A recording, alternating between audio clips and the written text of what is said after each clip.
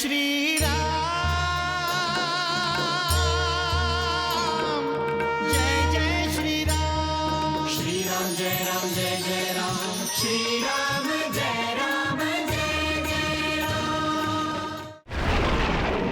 आम्हाला फक्त आमचे 2 वर हवे आहे. ठीक आहे महाराणी, माग. पहिला की दुसरा? महाराणी, पहिलाच माग. मग ऐका महाराज, आमचा पहिला वर म्हणून आमची इच्छा आहे, रामाचा नाही तर भरतचा राज्याभिषेक.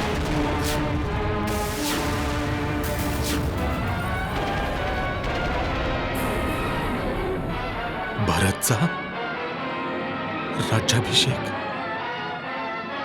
होय महाराज. आणि आमचा दुसरा वर म्हणजे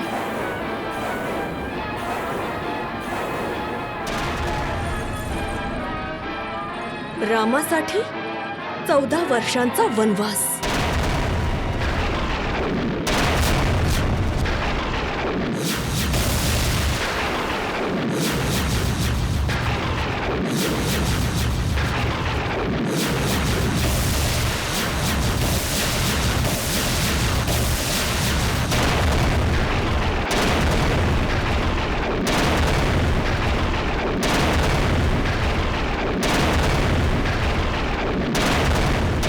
रामासाठी 14 वर्षांचा वनवास.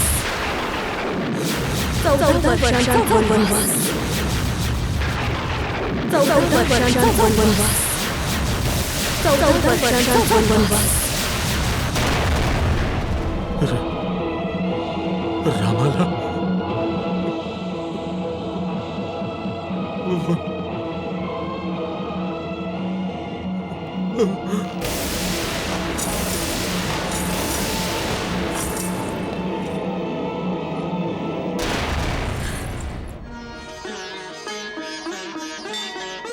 जय श्री राम.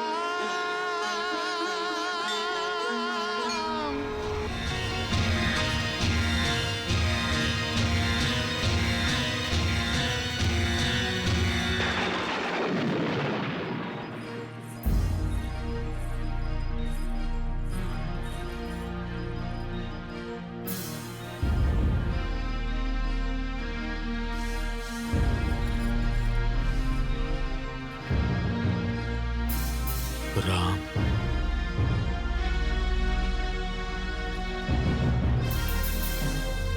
राम कुठे आहे? राम कुठे आहे हे माहिती नाहीये महाराज, परंतु तुम्ही माझ्या कक्षामध्ये आहात हे मात्र माहिती. 2 वर काय मागितले? तुमच्यावर तर आकाशच कोसळ पडला बेशुद्ध होऊन. 2 वर?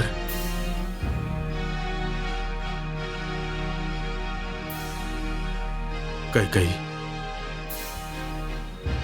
कदाचित तुला माहित नाही प्रिय की तू काय मागितलं आहेस. मी मागितलं आणि मलाच माहिती नाही? मला चांगलंच माहिती आहे की मी काय मागितलंय महाराज. 2 वर मागितले आहेत मी.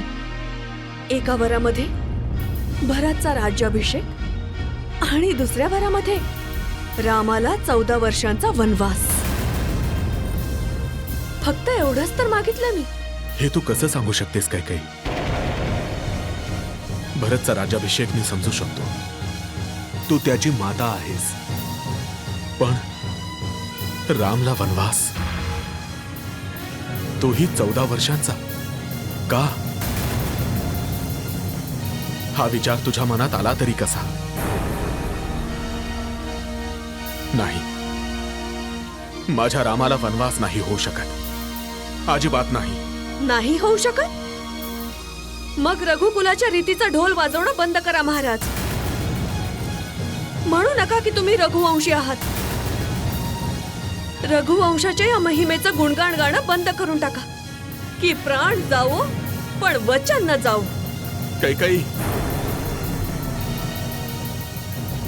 आता कधीच कोणाला वचन मागायला सांगू नका. म्हणू नका वर माग, वर माग. जे मागशील ते अयोध्यापती दशरथ तुला देईल. कारण तुम्ही तुमचं वचन पूर्ण नाही करणार. आणि जेव्हा रघुकुलाचा राजा आपलं वचन भंग करेल तेव्हा त्याची अपकीर्ती होईल. असा कलंक लागेल की तुमच्या पूर्वजांनी आणलेली गंगा नदीही तो धुवून काढू शकणार नाही. ज्या सूर्यवंशाचे असल्याचा तुम्हाला गर्व आहे त्या सूर्यालाही उगवताना लाज वाटायला लागेल. आजपासून तुम्ही तुमच्या कक्षातून बाहेर पडणं बंद करा महाराज.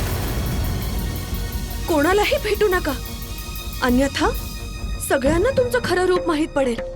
सगळ्यांना कळेल की अयोध्या नरेश आपल्या वचनांचं पालन करत नाही. राजाच्या बोलण्या आणि करण्यामध्ये अंतर आहे. खोटारडा आहे तो. कैकेयी, ओरडू नका. ओरडलं तर मी पाहिजे. माझ्या सोबत अन्याय होत आहे. जिला दिलेलं वचन तुम्ही भंग करत आहात. मी वचन भंग करत नाही कैकेयी. मी फक्त हे म्हणत आहे की दुसरा एखादा वर माग. एखादी दुसरी इच्छा असेल तर सांग, मी निश्चित पूर्ण करेन. दुसरी इच्छा? एक इच्छा तर तुमच्या हातून पूर्ण होत नाहीये महाराज, आणि दुसरी मागायला सांगत आहात. दुसऱ्यांदा मागितलं तरीही हेच मागेन. भरतचा राज्याभिषेक आणि रामाला 14 वर्षांचा वनवास. इतकी निष्ठूर होऊ नकोस कैकेयी. नको होऊस इतकी निष्ठूर. की तूच तर होतीस जी माझा राम म्हणून रामाचे भरपूर लाड करायचीस. तुला गर्वासोबतच आनंदही झाला होता जेव्हा रामाने पहिल्यांदा तुला, हो कैकेयी, तुला माता म्हणून हाक मारली होती. आणि आठवतं कैकेयी, जेव्हा मी 4ही राजकुमारांना राजकार्याचे विभाग वाटले होते तेव्हा आम्ही रामला राजा बनवत आहे हे ऐकून तू आनंदी झाली होतीस. आणि भरतही बोलला होता की संपूर्ण अयोध्या भ्राताश्री राम राजा होतील याच प्रतीक्षेत आहे. आठवतं ना कैकेयी? मला काही आठवत नाहीये. तू इतकी कशी काय बदलली आहेस कैकेयी? कोणी तुझ्या हृदयात रामाबद्दल द्वेष भरला आहे. मला माझे 4ही पुत्र प्रिय आहेत. राम आणि भरत तर माझे 2 नेत्र आहेत कैकेयी. ठीक आहे, आम्ही तुझी पहिली मागणी स्वीकार करतो. आम्ही भरतचा राज्याभिषेक करण्यासाठी तयार आहोत. तसंही आमच्या रामाला राज्याचा लोभ मुळीच नाही. उद्या सकाळ होताच आम्ही दूताला कैकेयी देशात पाठवून भरत आणि शत्रुघ्नला बोलावून घेतो आणि शीघ्र अतिशीघ्र दुसरा मुहूर्त काढून भरतचा राज्याभिषेक करून घेतो. परंतु तू तुझा दुसरा वर माघारी घे कैकेयी. रामाला वनवासाला पाठवण्याची गोष्ट आपल्या मनातून काढून टाक. नाही, असं नाही होणार महाराज. जर द्यायचेच असतील तर हेच 2 वर द्या. रामाची शपथ घेऊन तुम्ही मला वचन दिलं आहे की मी जे मागेन तुम्ही मला तेच द्याल.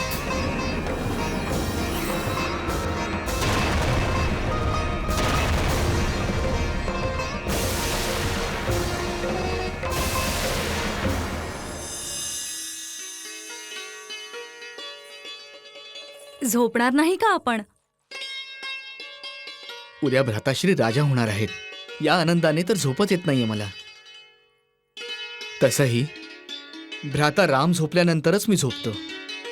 आणि मला खात्री आहे की भ्राता राम अजून झोपले नसतील.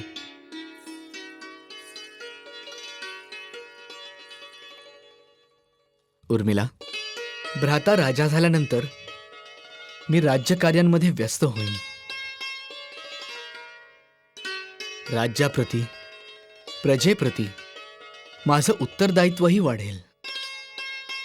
कदाचित मी तुला वेळही देऊ शकणार नाही.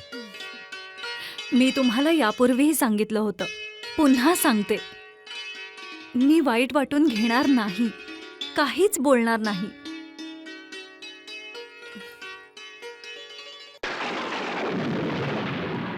माहित आहे कैकेयी, हा आमचा मूर्खपणा होता. आमची बुद्धी भ्रष्ट झाली होती कैकेयी की आम्ही तुझ्यासारख्या स्त्रीवर प्रेम केलं तुझं खरं रूप तर आम्हाला आता दिसू लागलं आहे. वास्तवात तू स्त्री नाहीसच. स्त्रीच्या रूपात विषारी नागिन आहेस, नागिन. विष तुम्ही ओकत आहात आणि नागिण मला बोलत आहात. सकाळ होताच मला रामाला वनवासाला जाताना पाहायचंय. काही तुला हवं असेल तर तू आमचं मस्तक मागून घे. आम्ही लगेच आमचं मस्तक कापून तुझ्या चरणावर ठेवू. परंतु आमच्यापासून आमचा राम हिरावून घेऊ नको. रामचा विरह आम्हाला सहन होणार नाही. काही तुला चांगलंच माहित आहे, राम आमचा प्राण आहे. आम्ही आमच्या रामाशिवाय जिवंत राहू शकणार नाही. काही आणि मी माझे दोन्ही वर पूर्ण झाले नाही तर जिवंत राहणार नाही. का हट्ट करतेस? काही का? तुझा हा हट्ट सर्वनाश करून टाकेल. सर्वनाश होत असेल तर होऊ द्या. भरत राजा होणार आणि राम 14 वर्षांसाठी वनवासाला जाणार. हे तू नाही. काही तुझ्या तोंडून काळ बोलत आहे, काळ. अगं कुलखातिनी, तुला अंततः असा पश्चाताप होईल की तुझे अश्रू पुसणाराही कोणीच नसेल. नक्कीच तुझ्यावर त्या कुबुद्धी मंथराचा प्रभाव पडला आहे. म्हणून तुझ्या लक्षात ही छोटीशी गोष्ट येत नाही की भरतला राजा बनवण्यासाठी रामाला वनवासाला पाठवण्याची काहीच गरज नाही. आणि कदाचित तू हे सुद्धा विसरतेस काही की रामाशिवाय भरतही राजा होणार नाही. थोडा विचार कर काही.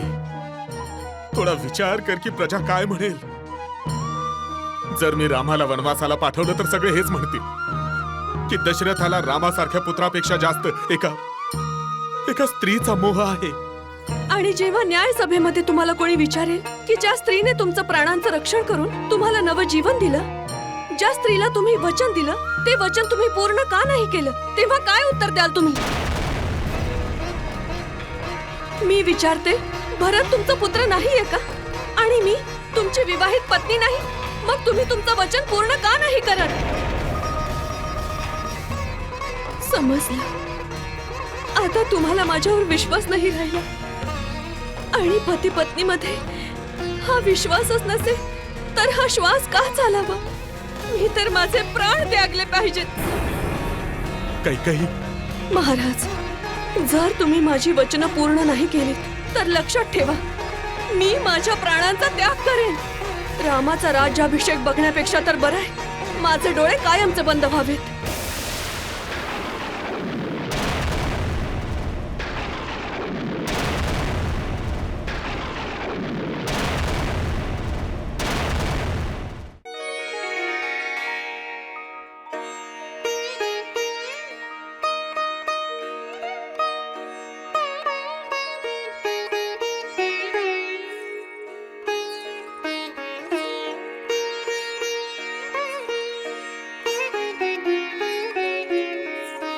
रघुवीर, थोड्याच वेळात सकाळ होईल. हो सीते, प्रत्येक रात्रीनंतर सकाळ होते. परंतु ही रात्र खूप मोठी आहे, असं नाही का वाटत तुम्हाला? आपण जेव्हा प्रतीक्षा करत असतो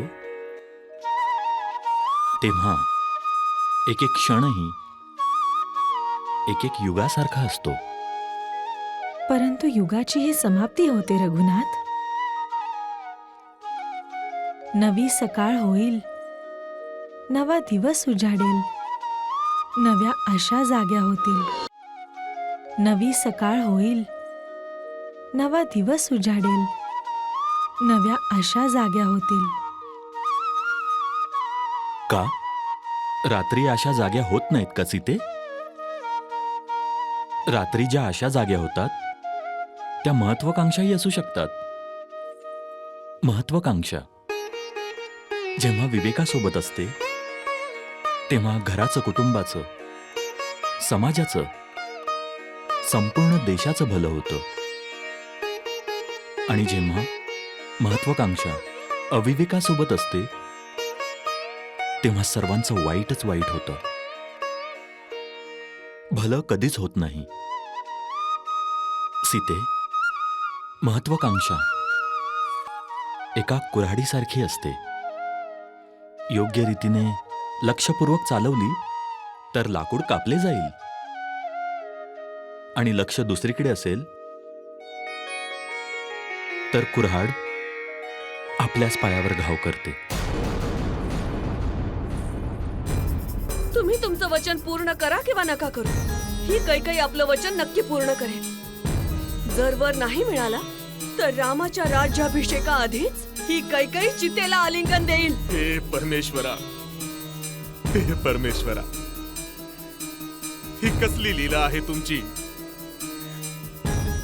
जीवनाच्या सर्वोच्च आनंदाच्या क्षणांमध्येच आम्हाला सर्वोच्च यातना भोगाव्या लागत आहेत. आता तुम्हीच सांगा परमेश्वर, आम्ही काय करू. आम्ही रामासमोर कसे जाणार. त्या निष्पापाला आम्ही कोणत्या तोंडाने सांगणार की राम, तुझा राज्याभिषेक नाही होणार पुत्र. मला क्षमा कर, मला क्षमा कर पुत्र. क्षमा क्षमा क्षमा कर.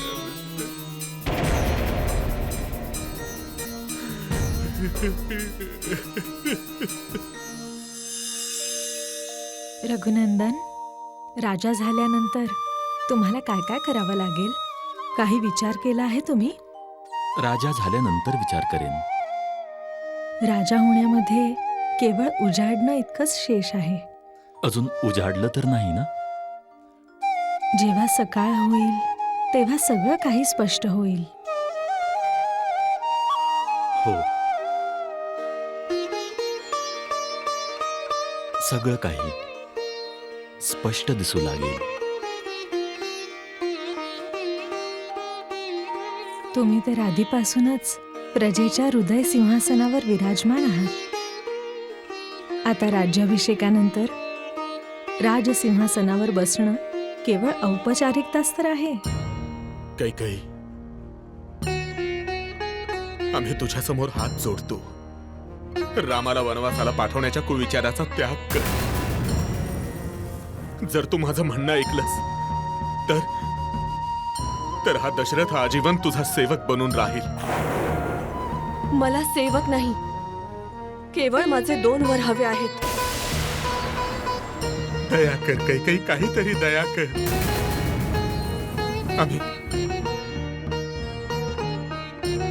आम्ही तुझ्या पाया पडतो कैकई. कैकई, तुम्ही तर लहान मुलांप्रमाणे कुरकुरत आहात महाराज. जर माझे वर पूर्ण करायचे नसतील तर नका करू. जा, माझ्या अंत्यसंस्काराची तयारी करा. असं म्हणू नको कैकई, असं म्हणू नको. तर मग उठा महाराज, थोड्याच वेळात सूर्योदय होणार आहे.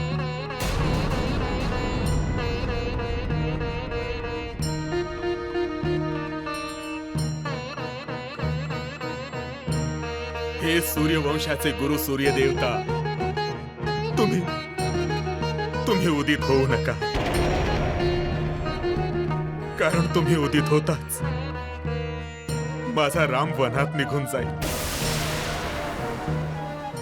आणि माझ्या रामाशिवाय ओस पडलेली अयोध्या तुम्ही पाहू शकणार नाही. सूर्यदेव, पाहू शकणार नाही. तुम्ही एक वीर पुरुष आहात आणि भित्र्या पुरुषाप्रमाणे अश्रू ढाळत जमिनीवर बसला आहात. उठा महाराज, आपल्या आसनावर बसा.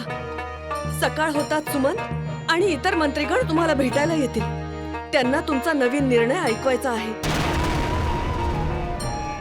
भरतचा राज्याभिषेक आणि रामाला 14 वर्षांचा वनवास. उठा. व्याकुल दशरथ सोचते लेकर भीगे नैन, यही ठहर जाए समय ना बीते ये रैन। विधना तेरी नीति किसी की समझ न आए री, जब जिसे चाहे अपने तीर का लक्ष्य बनाए री, जब जिसे चाहे अपने शेर का लक्ष्य बनाए रे।